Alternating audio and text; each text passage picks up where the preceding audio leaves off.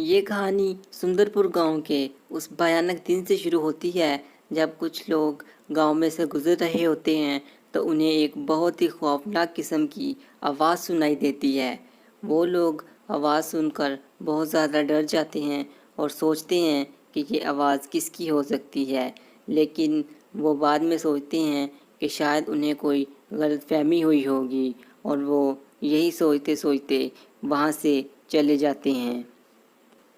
لیکن اگلے دن ایک باپ اور اس کی بیٹی وہاں سے گزر رہے ہوتے ہیں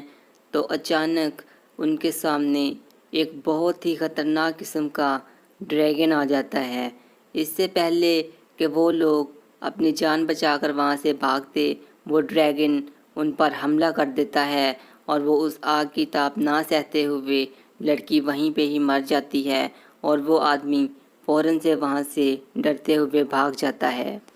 وہ آدمی باہر کھڑا رو رہا ہوتا ہے کہ وہی دو آدمی اس کے پاس آ جاتے ہیں اور وہ اس سے پوچھتے ہیں کہ تم رو کیوں رہے ہو؟ ابھی صبح تک تو سب ٹھیک تھا،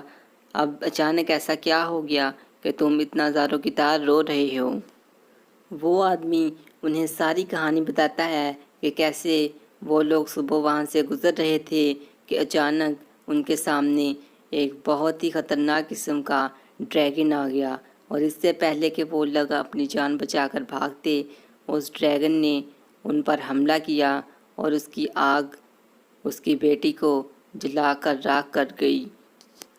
وہ لوگ اسے بتاتے ہیں کہ ہم نے بھی صبح اسی ڈریگن کی آواز سنی تھی لیکن ہم نے اس پہ غور نہیں کیا تھا۔ اب وہ ڈریگن ہر روز اس گاؤں میں آتا اور آ کر لوگوں کی زندگیاں تباہ کرنے لگا۔ وہ آ کے اپنے منہ سے اتنی خطرناک آگ نکالتا کہ ہر جگہ آگ ہی آگ ہو جاتی۔